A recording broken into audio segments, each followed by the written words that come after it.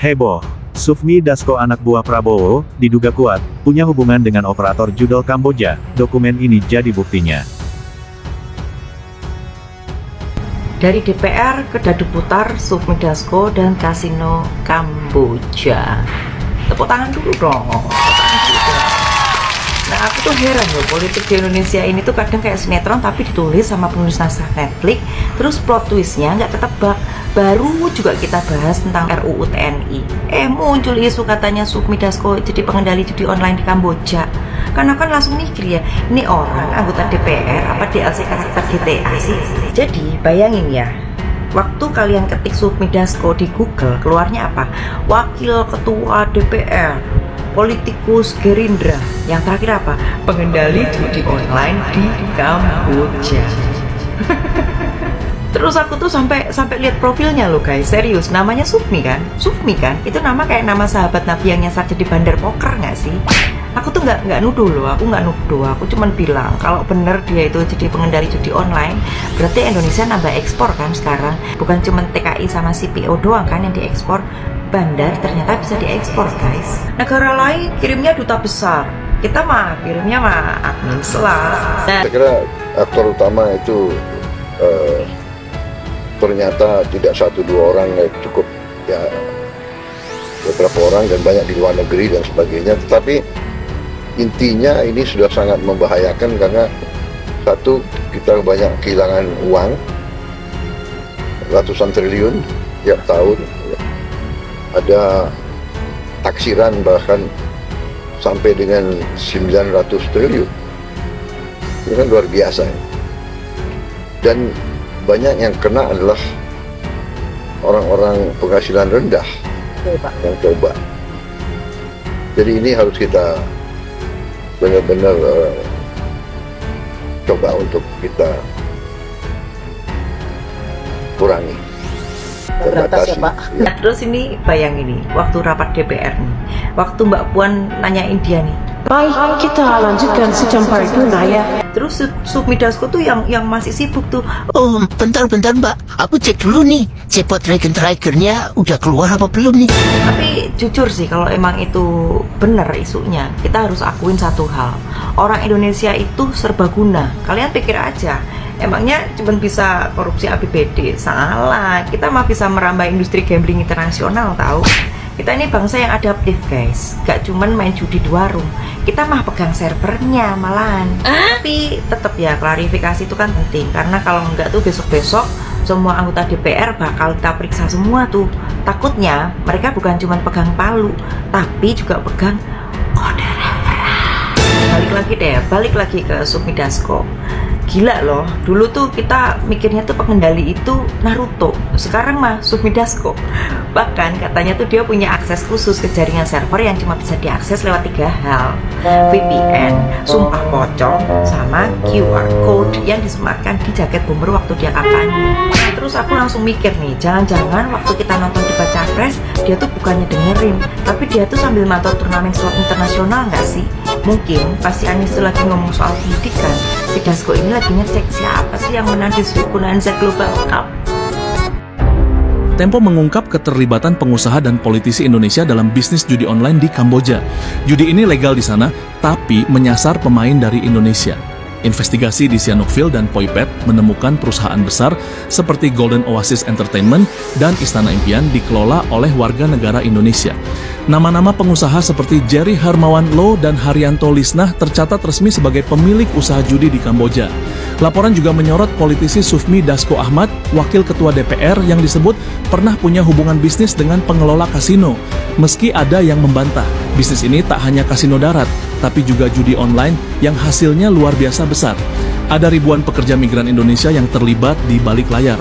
Sementara itu, sosok misterius bernama Mr. T masih menjadi teka-teki siapa sebenarnya pengendali utama jaringan ini. Dan kalian tahu juga nggak sih guys, katanya hasil dari judi online itu dipakai buat sewa jet pribadi. Jet pribadi cuy. Ini ngasih makna baru buat istilah naik pangkat. Naik pangkat. Dulu naik jabatan itu dari ketua fraksi jadi wakil ketua DPR kan. Nah sekarang naik literalnya ke langit. Nah aku tuh bayangin tuh, begitu Jetnya tuh lepas landas, pilotnya langsung ngomong, "Selamat datang di penerbangan D888 ke Phnom Penh.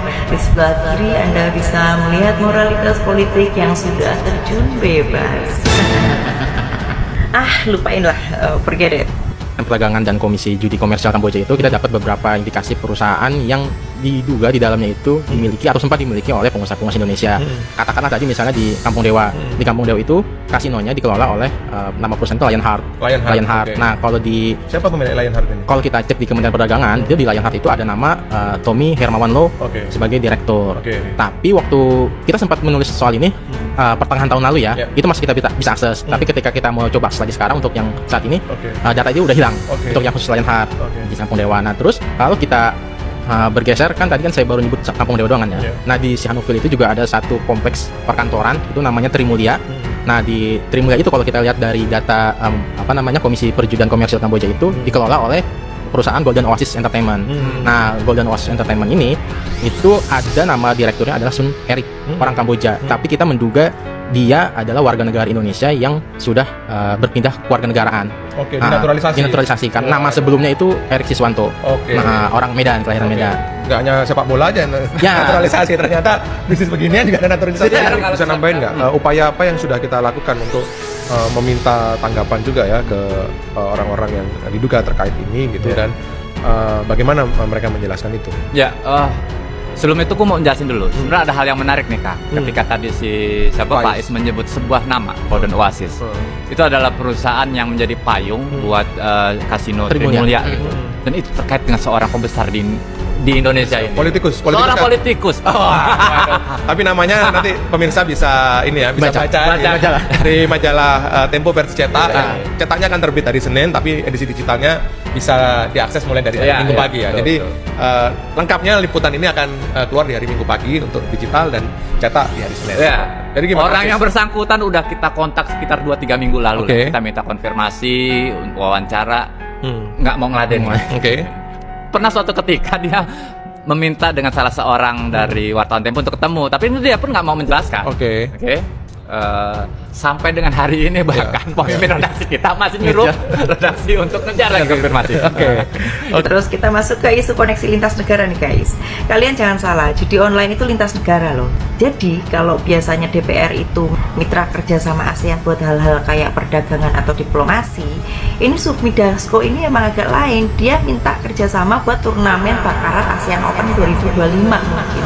Ya, Indonesia lawan Thailand. Pemenangnya dapat chip dan rekomendasi revisi undang-undang. Tapi jangan lupa guys, ini semua kan baru isu. Kita kan belum tahu itu benar atau enggak. Karena di politik Indonesia itu kan kadang kalau orang itu terlalu sukses kita bingung. Dia emang pinter atau dia punya server di basement. Yang pasti satu pelajaran penting di negara ini tuh kalian bisa ngatur negara sambil ngatur angka keluar. Gitu kan. Terus lagi nih guys, kalau bener Sufmi Dasko itu pengendali judi online di Kamboja, aku cuma mau bilang satu hal sih. Indonesia ini nggak butuh pemimpin yang bersih. Kita butuh pemimpin yang minimal ya gak narik komisi dari spin yang kita putar jam 2 pagi sambil nangis kali. Ya kalau maling mah ya maling aja sih, tapi jangan sampai ganggu kombo kita pas kita dapat skater 3 biji.